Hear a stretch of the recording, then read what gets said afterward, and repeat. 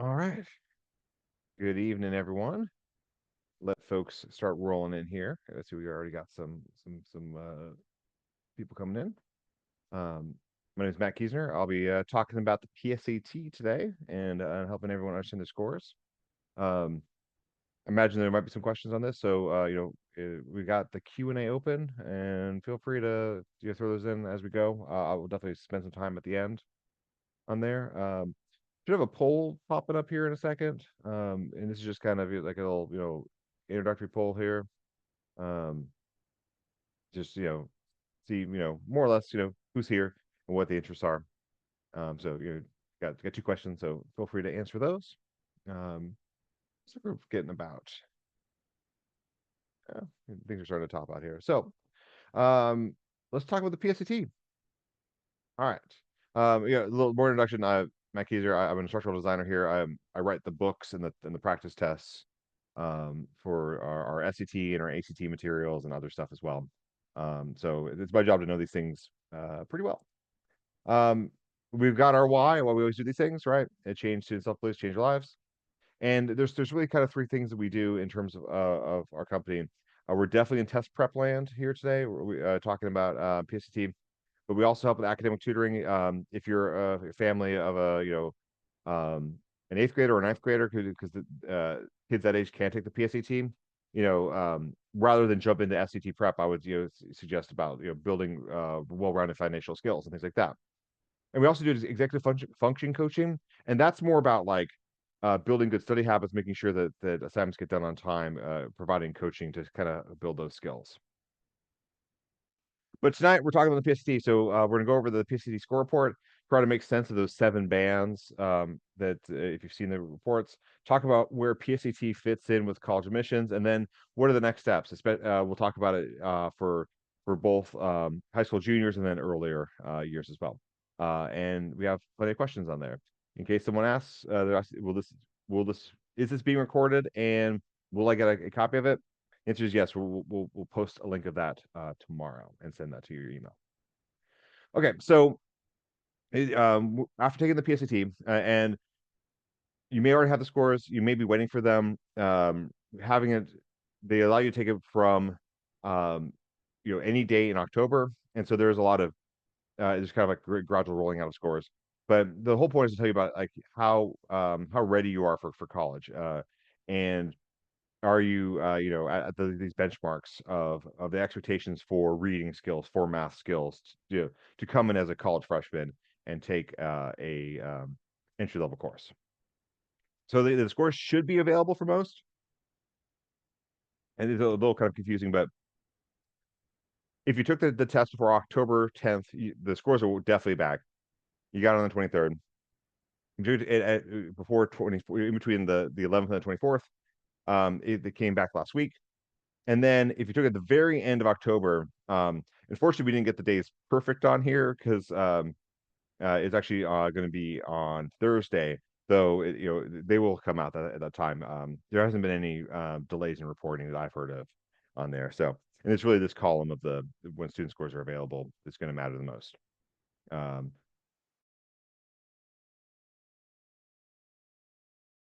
Dates when we booked this like 4 months ago, so didn't quite get it perfect, but close enough.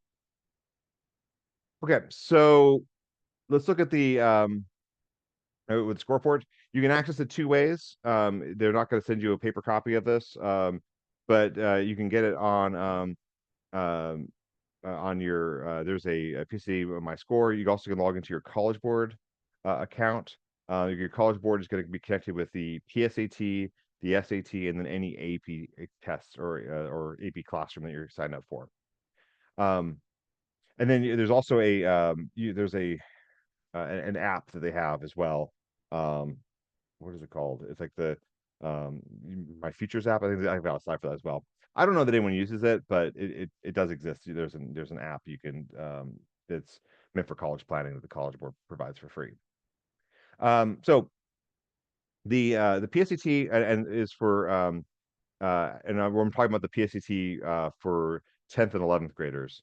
The scoring is out of 760 for reading and writing.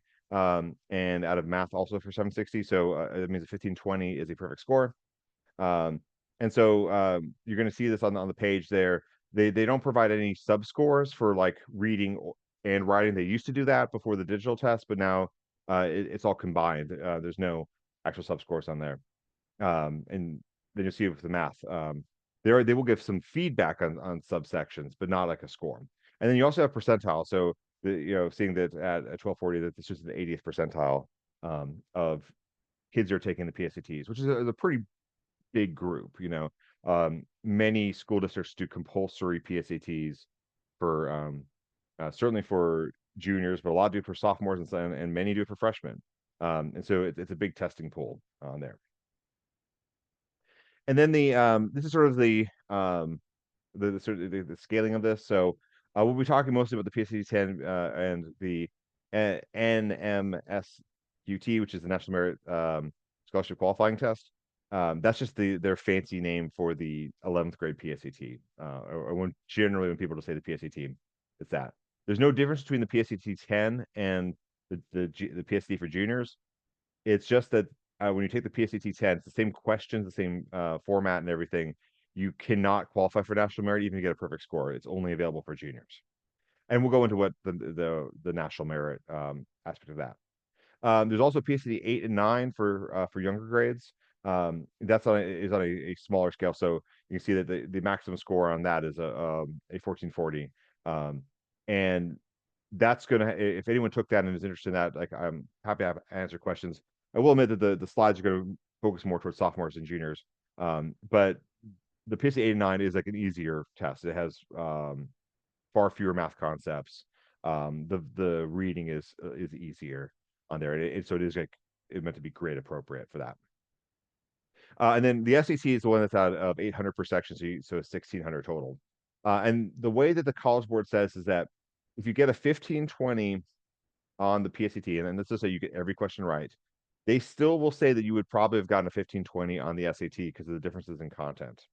I don't know that that's true, but that's a rationale. It's all on the same scale. It's just that some of them are pushed back. Like the PSATs are kind of capped at a lower score. So the whole score report looks like this. And we already kind of talked about this left column here. They give feedback in knowledge and skills. So there's the reading, writing, and then there's 4 domains in there, and then math is also 4 domains.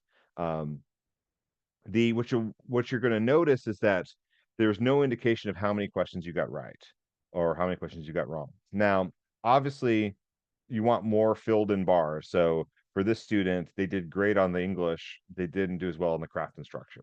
And we'll go into the minutia of each of these later. We're just kind of doing stuff. Um, uh, um,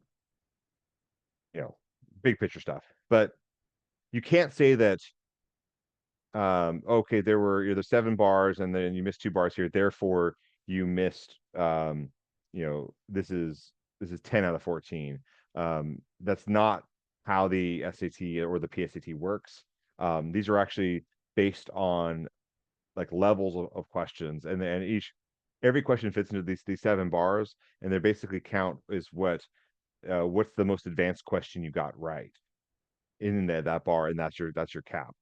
It could even be conceivably that they didn't even ask a question in the 7th bar for one of these, and so you could never get all of them, which is kind of weird. And then there's this is for if you're a high school junior, you'll get the National Merit Selection Index score on there, which is really weird, and I got a slide on that. We'll talk about where these numbers come from. There's a reason for it, but it's kind of on the bizarre side. So yeah, these 7 bars are definitely the more bars you got, the better you did on those. But you really can't quantify them into saying that there's like 7 bars here and there's 3 that are blank, so therefore you got 4 out of 7 right, or 5 out of 9. That's not a good way of looking at it. And so why do they do this? Well, the digital PSAT and the SAT, they use this item response theory, and where different questions have different weights. And so it's not a test where if you get a question right, you get 1 point, and then they look at all the ones you got right, and then they scale them. It's actually a lot more complicated than that. So there's actually multiple metrics about like, do you need outside knowledge to solve this? And it would be like reasonable outside knowledge. So like, do you need to know the Pythagorean theorem or how to use the quadratic formula or something to solve the math?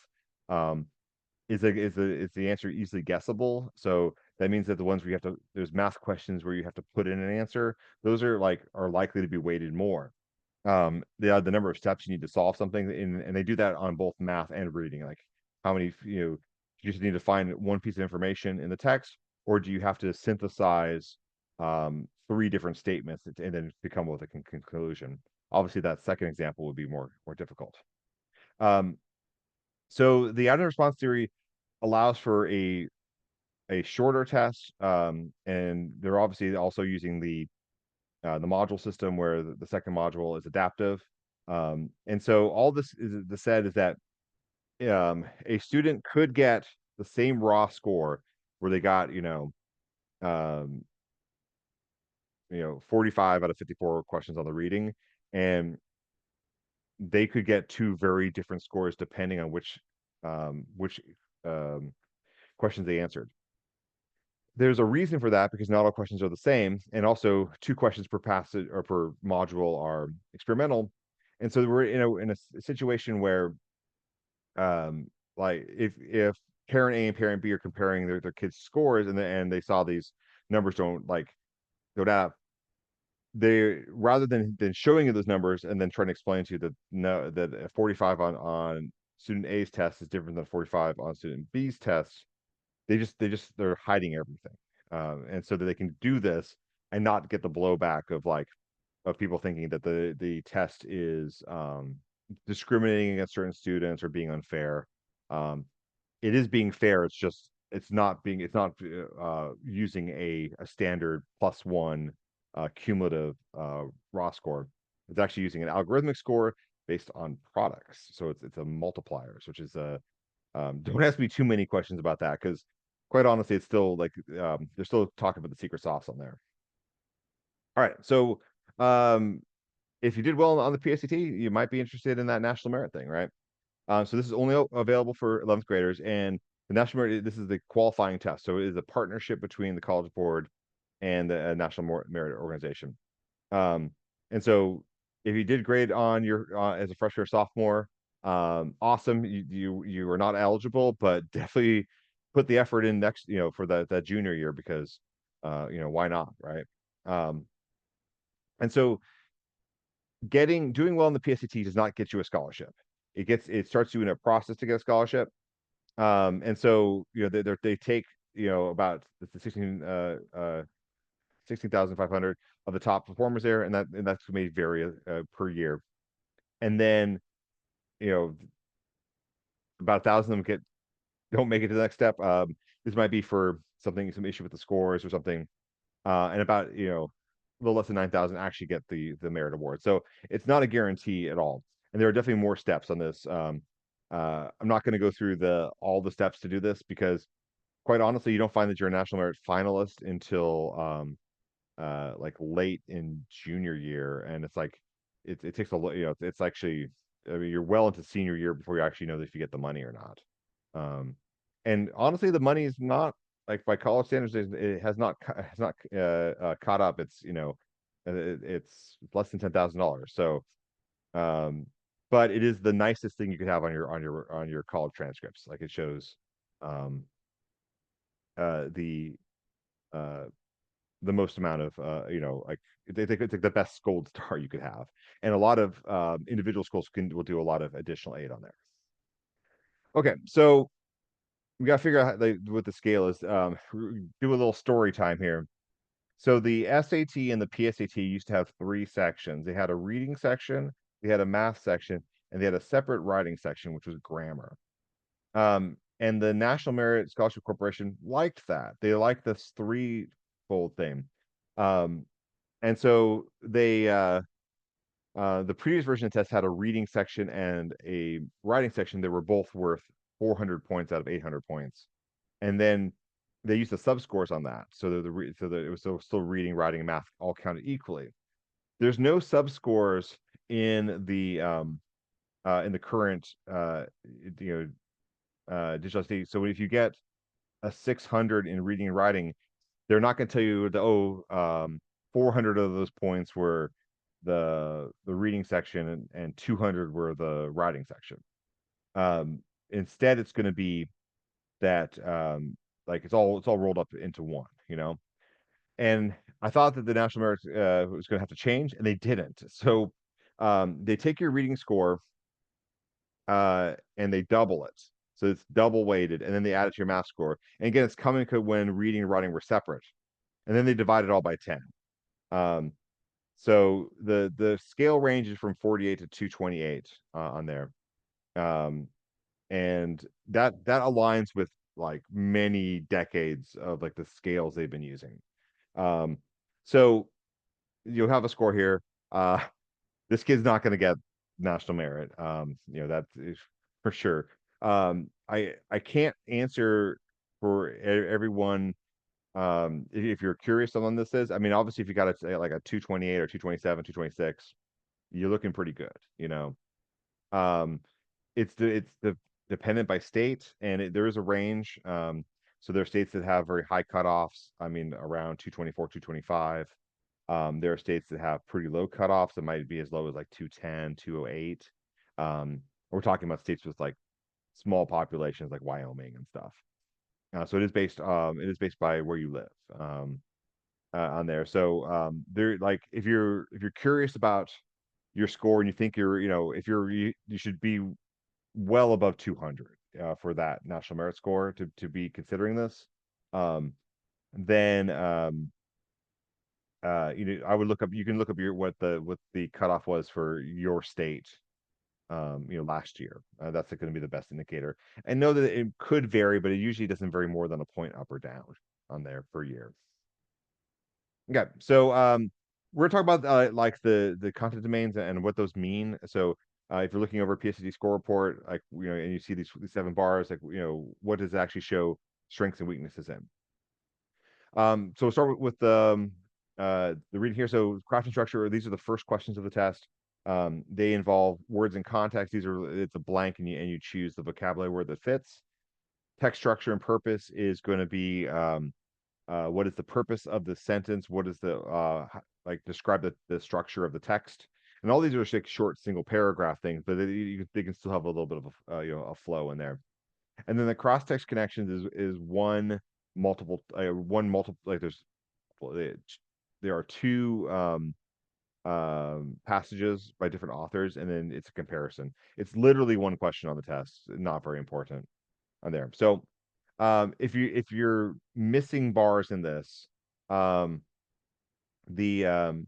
you'll it's probably a vocab thing. For one, is just if you're struggling with vocabulary, the vocabulary is not the worst, and the test um used to be worse about that, but um it's still like it's college level vocabulary on there, and so I would work with those on that.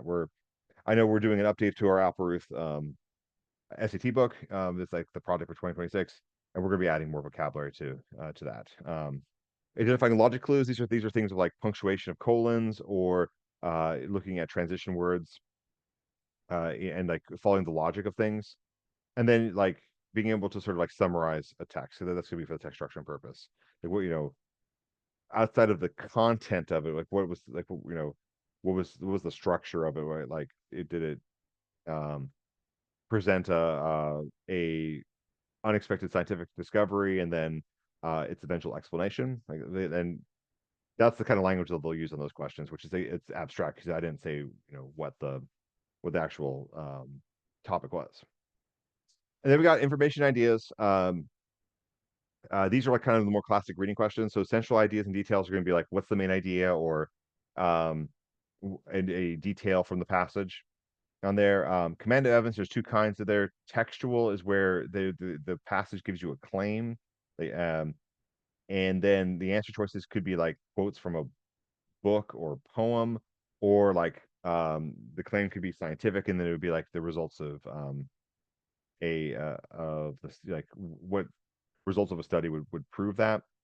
And then quantitative just means that there's graphs. So there may be a graph or a table, and those ones they're not too technical. They're not as bad as the ACT, but with the science section. But the questions can be tough because it's about synthesizing information. And then the last ones are inference. This is where they give you a passage, and then your job is to um, finish the last sentence based on the logic of the passage. Anyway, um, so these ones, summarizing stuff, making sure you understand the claims of things, like all the textual questions are going to be based on claims. Or what does the author think is right? Um, looking at evidence and being able to evaluate how effective evidence is. Certainly being able to read graphs and tables, understanding independent and dependent variables in a study, and then doing inferences that like the wrong answers will be too extreme, and so you're like just inferring enough to get past the line there. And then it moves into grammar. So standard English conventions is the grammar section. There's two subcategories, and here they're kind of mixed up. Like it's not all boundaries and then form, structure, and sense. The boundaries, it's clauses and punctuation. It's like using semicolons and colons and stuff like that. Form, structure, and sense is like kind of the hodgepodge category. So it's testing on verbs, pronouns, apostrophes, misplaced modifiers, and yeah, basically like there's not a lot of grammar on here. So if you're low on this, review rules of grammar, understanding how clauses work, understanding the precise use of punctuation. Um, to do well on the SAT and the PSAT, you need to know differences between commas and colons and semicolons and dashes and all that stuff. And being able to identify those things. And then just general rules of like of understanding, there's a lot of patterns of these things of like if they test on verbs, find the subject, and it's probably be some phrases away and stuff. So the nice thing about this is, I mean, I think the grammar can be tough, but it's not that many rules, and so it's not a lot of things you have to memorize. It's just like they're creative with the answers, the questions that they ask. And last one from the reading here is the expression of ideas. These are the last questions of any module. Transitions questions are literally like, should you use however, or should you use furthermore, or should you use therefore? And so it's all about logic. And the rhetorical sentences are like bullet points, and you have to synthesize them into like it's you're basically looking over notes, and the student wants to like emphasize a certain point from the notes, and then you have to pick those answers. So these ones, obviously, know your transition words and think about like the nuances of that. They are going to use some weirder ones on there. They might like paradoxically or subsequently, moreover, things that maybe fewer students are aware of. Logic clues are going to be really important for that. You focus on the questions asking. This is going to be for the rhetorical synthesis. It's going to ask you which one of these establishes the beginning of the architect's career or something. And then time management, because if you're running out of time on this, like these are the last questions. They're not necessarily the hardest questions. In fact, I would say that probably the hardest questions on average are those command of evidence or inference questions, which are kind of in the middle. So work on time management, because you might do being to report this. If you don't finish, obviously that score is going to go down. All right, so we'll move on to math here. So algebra is algebra, like single variable equations, linear functions. On these things, so making sure that you know the rules of linear equations. The writing stuff down, like don't it's a digital test. Yeah, and you have Desmos, and we'll talk about that. But you also have scratch paper, and so if you have to manipulate an algebraic equation, write it down. Like take that step there. Yeah.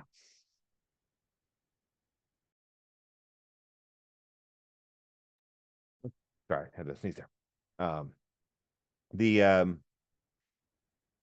And then the biggest thing on like the digital test for the math is that they give you Desmos. Desmos is a graphing calculator. If you're a parent and you're not familiar with this, you can go check it out tonight. It's desmos.com. It's a free graphing calculator. Works great. It's built into the Blue Book app. Every student has access to it. So learning how to use it well. when I'm tutoring students, a lot of what we're doing is like I'm teaching them, there's like the the classic way of doing something on paper and understanding that, but most of the time, just putting in a Desmos and seeing what it looks like and finding the answer visually is going to be better. And then double check the answer to the question asked. It's like the one of the easiest ways to make sure you get all the points there and didn't answer something, didn't answer the wrong quantity, like where you answered for X and they wanted Y or something like that. All right. There's also advanced math. The PhD is going to have a little fewer of these questions, somewhat fewer of these questions than the SAT. This is for area of of difference. So it's doing polynomials on there, graphing parabolas, exponential modeling, and other kinds of more advanced modeling. So these are mostly going to be algebra 2 skills. So if the student's not taking algebra 2 yet, or just started taking algebra 2, these might be harder on there. So if you're in algebra 2 now and especially as a junior, I would probably recommend testing for the SAT in the spring because you'll have all that extra math knowledge on there. But please know about like understanding how parabolic equations work. There's different forms of them. Understanding the difference between a factor and a solution, that if you graph it and you see that it crosses the probability goes through 3, 0 on an x coordinate plane, then that means that x minus 3 is a factor, and just knowing that that is always true, which goes into using some Desmos and double checking. There's a lot of double checking on here. There's definitely fewer of these problem solving data analysis stuff. This is averages, probability, percents in there, or changing units, converting unit conversions, and also like study designs. Like, does the study make sense? Is it like up to scientific standards? These tend to be word problems. So you can definitely use. There's actually a lot of stats tools. It'll calculate mean and median for you if you put the numbers in. But making sure for that, like, write stuff down, and then like these ones is just like there's a lot of these are actually word problems, and understanding what it's saying. Like they're percentage isn't that tough of a topic, but they're gonna ask questions that are um like they're worded weirdly, if it's like 400% more of a number is X, but if 400% is not, it's 400% more, that means you add 400% to the number, that kind of stuff. And finally, we got some geometry and trig. So 2D geometry, 3D geometry, and a little bit of trigonometry, just like SOHCAHTOA stuff. The stuff that you should typically be doing in a geometry class versus like a pre-calculus class. They do give you formulas, and so there's a little reference icon. It's like an x squared. It doesn't really look like it's geometry. Like if it's asking you for volume of a pyramid, like they give you that formula, so you don't have to memorize it. Making sure you know the basics of SOHCAHTOA stuff, and then writing stuff down. Like there's no way to draw a triangle on the screen, so making sure that you know that it's a like draw out your geometry, because like Desmos is going to be pretty not useful even on trigonometry, because Desmos is going to graph like a sine wave or something. It's not going to actually tell you the trig values that you need. So hopefully that helps with kind of like decoding those 8 categories of knowledge that are in those 7 bars. If you go into the your PSD account, they will say like there are it'll be like, how can I improve? And they'll show you a question, and it's set up to that bar system. The problem is that it's 2 questions, which is not like all that, not a lot of practice. And then like when you click on it, they immediately give you the answer. So kind of like, I don't know, like you can't really, learn the question, because like you read it and then it'll immediately say, correct answer is C. And then like, oh, well, I didn't even like, you'll see, I tend to look at that before I even looked at the question, which kind of kills it. All right. So how important is the PSD? I mean, not very important. To be honest, like if you're not going for national merit, which is, you should describe like 99% of the kids who take the PSAT, then it was just practice and experience. PSAT scores are not used for college admissions. They are not reported to schools, and they cannot be used in lieu of an SAT score on there. So it's practice, and it's an indicator of how you're doing at the beginning of the school year. It is good practice, and so I always, tell my students to take the PSAT seriously because it's like it's authentic practice for the SAT. And if you don't like it, then it's an indicator that maybe you should look at the ACT, right? That because there is an alternative, and we will talk about the ACT for a little bit, um, but uh, not at the moment. Okay, so what's the difference between the PSAT and the SD? Like I say digital on here, but that's the only option these days. So um, the they're very similar, and they have the same number of questions, they have the same structure, they have the same question types, and the same testing platform. The only difference is really that's quantifiable is on the math. There are some uh, math topics that will only show up on the SAT. Graphing circles, like some advanced higher power functions, they're not going to ask you to like factor something to the fourth power or something on the PSAT.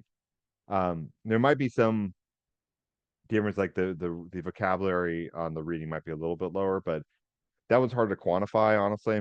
I would say that's not like substantially different as someone who's has looked at both these tests.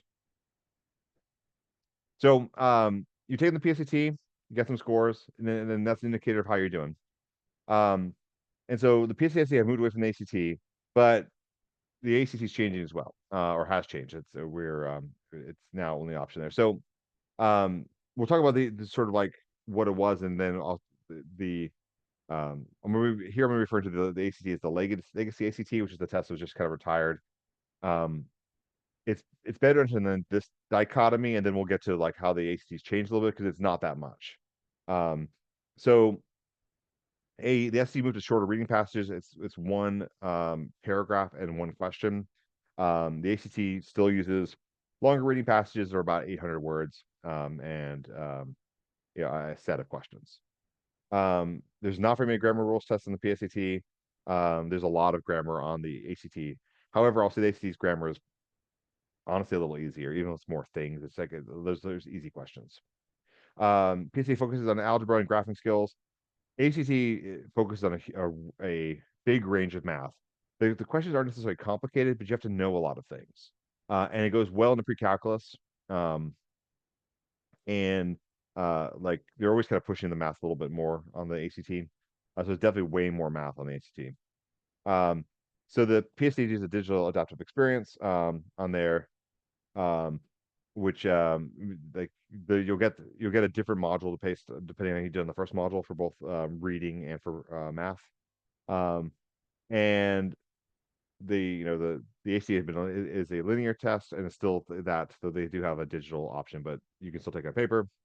And the ACT has a science section, which is not on the SAT. It has an optional essay, which no one should do. The writing section on the ACT is not. No school cares about it. ACT, they keep it around because they make money off it. It's a bonus. Like some families just sign up for it because it's like an extra $10.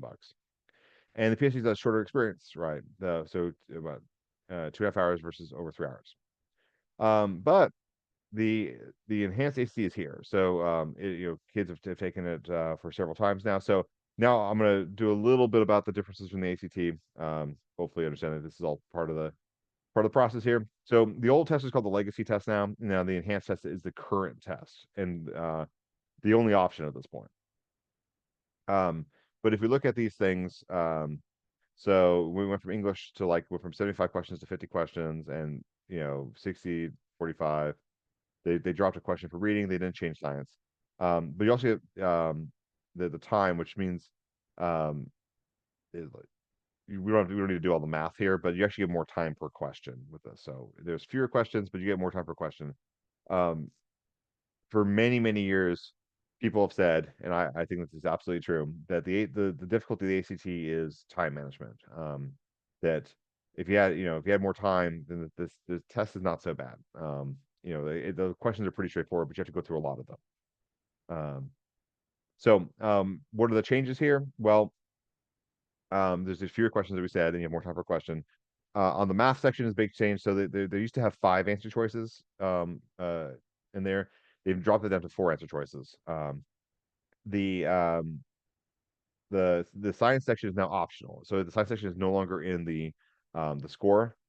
Um, so if you're trying to figure out your ACT score, you're going to have an English score, math score, and a reading score, and each of these are out of 36, and then it's just averaged together. And then the science is just over there. It's out of 36, but your composite is just the average of these English, math, and reading on there. Whether you should take the science section is a question that depends on what schools you're applying to, and some schools have mandated it, but more have said that it's just optional. And some schools have said that they don't care um, about that score whatsoever. So you have to check with schools. I can't make a proclamation on that, but it's optional. Um, I'm not a big fan of the science section personally, so good riddance is my feelings on there. But if you're great at science and you're applying to a STEM field, which none of that describes me, um, then yeah, go for it. And then they do have paper testing and they do have digital testing. I have taken the digital ACT. I did a webinar on that back in April after taking it was the first time that anyone could take the new enhanced test. I did it digitally because that was the only option. I did not have a good experience. If you're going to take the ACT, take the paper test. There's no advantage taking the digital test. The interface is not good. There's no Desmos. Then like the gate lets you annotate, but it doesn't work right. And then you annotate this whole long passage, and then you go to the next question, and the annotations are gone because they're linked to question one, and you move on to question two. They're gone. Um, do not like the um, do not like the digital test for the ACT. I think the SAT's digital test is fine. Like they've built a better testing platform. They really thought about the limitations of digital testing and leaned into them and to make it like I think a pretty easygoing digital test. And has good annotation skills, has Desmos built in. Like it's A plus, honestly, for the College Board on that one. So there's a lot of little like technical details, like the different kinds of passages in English and stuff. But you know, the enhanced test is not all that different. It's just like for as me as a test writer, there's a lot of technical changes, but it's not really experiential changes. Okay, so getting the PSAT, and especially if you're a junior, now it's time to think about which one you're going to do for college testing. So you can use your PSAT as a baseline for SAT, right? Like those are definitely valid scores for like establishing a baseline. But you can do an enhanced ACT as well. Like so we can facilitate practice tests for those. We're happy to give a practice test. And in some markets we're gonna have them in person, depending on where you are. We do have it in person mocks on the weekends. So we want to look at these things, and then there is like a comparison between them. They obviously have very different scales, but it's like if you score more than 70 points on this like the apples to apples scale, then you're definitely doing better on one or the other. But a lot of times kids are gonna be like basically the same. They're average in that, and then at that point I'm just like, which tests do you like? Which one do you want to work on? Like yeah, I would say that for parents and stuff and counselors, like I don't know the one's better than the other. I know that the enhanced ACT is new and scary, but I've seen the students I worked with, which is I'll admit is a small sample size because the SAT is definitely more popular, but the kids that have been taking the ACT are like in my small sample like have they been getting scores they are satisfied with, and like the scale seems pretty nice on this new ACT. Just saying. But I still think students should do whatever they want. If unless there's like a really strong pull one way or other, I think student choice is a good thing here. All right, so we made it through the PSAT. What are the next steps? So understanding like the admissions process, and we're gonna kind of get a big picture here for a second. Is there things that are academic in there that are quantitative? So high school GPA is gonna be the most important thing, and also like type of classes you're taking. If you're taking IB, if you're taking AP stuff, you're in honors, whatever's appropriate for your school. And then in an SAT and ACT score, right? And the reason they like SAT and ACT scores, if because it's true that some colleges don't like them or don't use them, but most do. Even if they're test optional, it allows them to compare kid from school A to kid from school B, and like say on a even playing field where maybe school B has everyone gets A's at school B because there's this thing called grade inflation, and it can be really bad some places. Um, and then there's also qualitative things. So like the essays still matter. College essays, and then again, counselor recommendations and teacher recommendations, and doing stuff like being a person who like contributes to things, whether doing leadership activities, playing sports and things like that. And then the thing of demonstrated interest, which is this idea of like if you tell the college you like the college and you show that you're interested in the college, they're more likely to accept you. And this has to do with this whole game of like people apply, they accept some, but then a certain number of them enroll, right? And not everyone who gets accepted enrolls into that school. Um, and that's the over under of that's what they're trying to get right. And so if you're designated interest, it means that if they accept you, you're likely to enroll, and that's actually what they want more than anything else. So the SAT are like they're considered equal.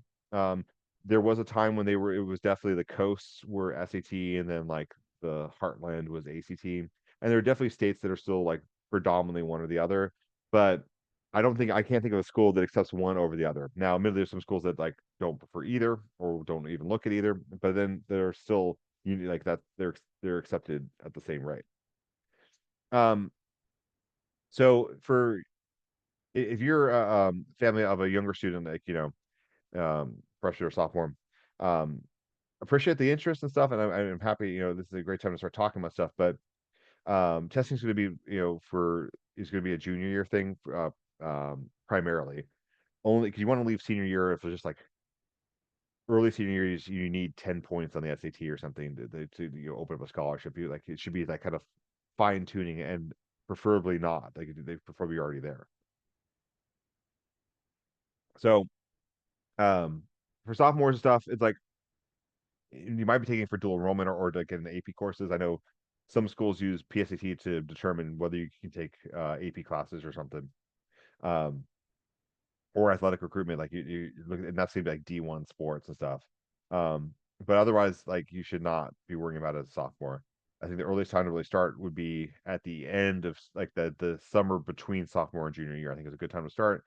It would be that's for a long preparation time, low stress, that kind of stuff.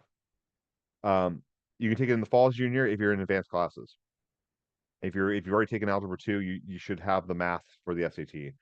Um, it's a little bit harder for the ACT because ACT definitely has uh, a more pre-calculus on there, which is going to be um, a little more challenging.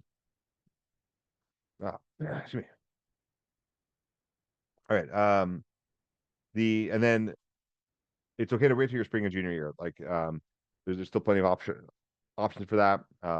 And that's gonna be good for students who um are taking algebra 2, and or taking, AP Lang and stuff. Just want to get more of the uh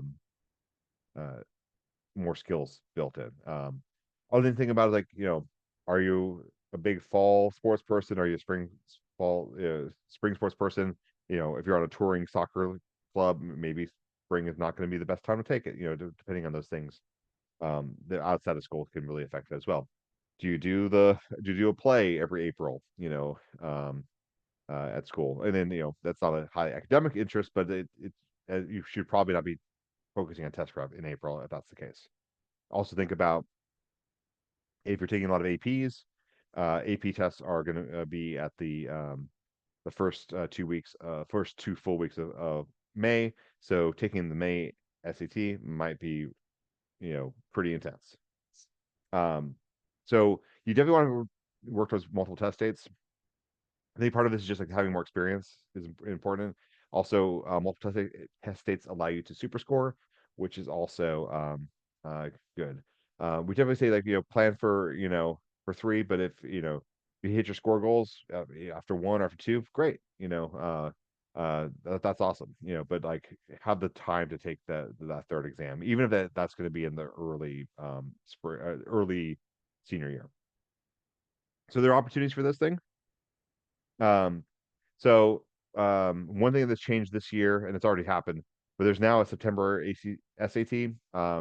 It did not get a lot of press coverage, and it was like the October ones are, or sorry, the August one is already late in the month, and it was like, so it was like right after uh Labor Day. So like a lot of people, families, I don't think even realized there was a September test on there. So ACTs are on the top, um SATs are on the bottom, so there are definitely more times you can take the SAT, but there's a big drought of there's no January here apparently, but there's no testing in January, so I guess it doesn't like, I never noticed that there's not a January. But there's also not a yeah, there's no SC or AC in January. They used to have one, but I think it got less popular. And also problem with January testing is that like it's gonna get snowed out or something somewhere, you know. Um, so there was always cancellations and stuff because of ice and snow or things, you know, somewhere in the U.S. Um, but we know, like, you know, so picking dates is going to be important for that. I don't suggest going between SAT and ACT. I think it's good to stay a lane, you know, and you don't need to take both of these. So you figure out a timeline that makes sense, right? There's a couple different options here. Um, that you know, there's not like one plan that works great for anyone. You got to think about different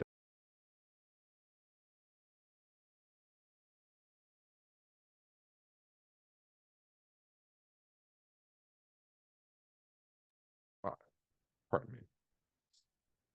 Okay, so the you know, the scene like you could even start in July and then come back. You know, there's hunker down really hard in the spring. Um, all kinds of different um, um, um, different things for that. Ways of looking at that. So you think about like what makes sense, you know, for the schedule and you know for the goals in there. Um, all right, so there's also in school testing uh, on there. So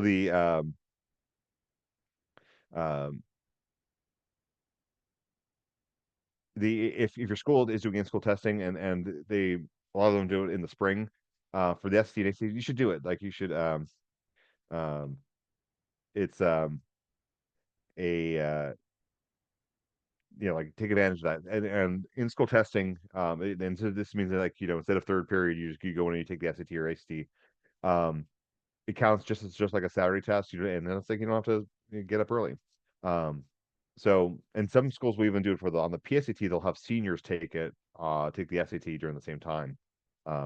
I don't know if that school if that applies to your school, but some schools do that.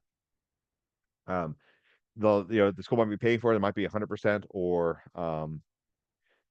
some some sort of discounted thing. And yeah, it counts exactly like everything else. And then maybe you don't have to do whatever chemistry or something or whatever class gets canceled on that day. So how do you register for SC and AC? They're two separate companies, so it's like asking Coke to sell you Pepsi. It's just not going to work. SC is collegeboard.org. AC is ac.org. You need to account for both of them, and they are separate on those kind of things. Um, you know, so you register for those, and the process takes I don't know 20 minutes of us like giving them some information and stuff. If your student needs combinations, that's a good thing, and the combinations do affect um, this sort of thing. So both of them have accommodations. This can be extended time, or having like a auditory reader, having big font, having a distraction-free testing environment, all kinds of stuff like that. The nice thing about the College Board is once you qualify for a any kind of accommodations, that sticks with you for all the College Board products, including the AP tests. So if you have a student and who is a younger student, I mean maybe you're a parent and you have like a kid who's middle school or something, if you can establish them for like if they need an accommodation, if you establish them for an accommodation and during the PSAT 8 in 8th grade, that will continue all the way through senior year. They don't kick out. Um, the ACT is the exact opposite. You have to apply every time. Um, and that like it's just an extra step and kind of a pain. Um, I don't know why the big difference on that, where the SAT's made it, the College Board has made it so easy. The ACT has not, but it's been that way for a while. So you have combinations. Maybe the SAT is more favorable for that. Um, and sometimes there's a concern down here that, oh, I don't want to take accommodations because of you know colleges will think lesser of me. Combinations are protected by HIPAA. They cannot put a mark on your test score saying, oh, got a good score, but he did have extended time. That's considered discriminatory by HIPAA standards, because we were talking about these are medical diagnoses. So you don't have to worry about that like a discriminatory practice. It's the neither the FCT or the ACT will alert colleges about accommodations on there. And then saying a score. I mean, obviously, like you don't need to get a perfect score for these tests to go to college. Um, and so if you think of these in quartiles here, you kind of want to be in this middle 50. This is also kind of like a box and whiskers graph if if you know that kind of stuff. And ideally, um, you want to uh, you want to kind of be like here, you know. Or I just realized never you want to be here. I was thinking it goes left to right, but it doesn't. I don't. So at the top, yeah, you want to be the top 25%. Um, I had never noticed that. Okay. But the bottom is going to be, like, yes, these students are, got in, but they may have like their parent is a professor or they are a star football player or something, and it probably doesn't apply to you. Or, their dad paid for a dorm building or something, stuff like that. And so understanding what these scores are. And so there's different ways of looking at those, at like, being a little bit above the median is going to be the best thing on there. And then take a practice test. So one thing that is nice with our operative test is that we can give more feedback than the PSAT was. So we'll actually tell you what you got right and wrong, and a better score report for that. And we have score reports for the um, like we have multiple enhanced ACT tests that are all fully updated and stuff. Got a third one coming out real soon. We almost got the finishing touches on there. We also got plenty of SAT things, and can provide a lot of feedback on that. So we're gonna pull a final poll here on there, and like let us know how you're feeling on the stuff. We got a few minutes here, and so if you have any questions on the stuff for the on the Q&A, feel free to throw that in. And I'll also share if you're ready to like to talk to someone in the um uh for one of our program directors. It's program directors that help families figure out what's going to be the best tutoring program for students. There's a little QR code. You can put your little phone up there and goes to a Calendly link. And if it works great if you have a Apple phone. If you have an Android like myself, it puts it into the clipboard, which still works, but it's a little extra step there. Um, so I see someone was asking about recordings of this. I did say this very early, but I realized that people coming in, that we will we'll have a recording of this available next day. We have a kind of little unlisted YouTube channel, and you'll receive a link to that afterwards there. So, well, all right. I'm getting these things up. All right. So, yeah, we're not like Q&A. All right. I'm gonna consider that a good job on there. Um, so I will, unless someone pops in there, I'm gonna say everyone have a good night and good luck on your PSAT SAT journey. Thanks all.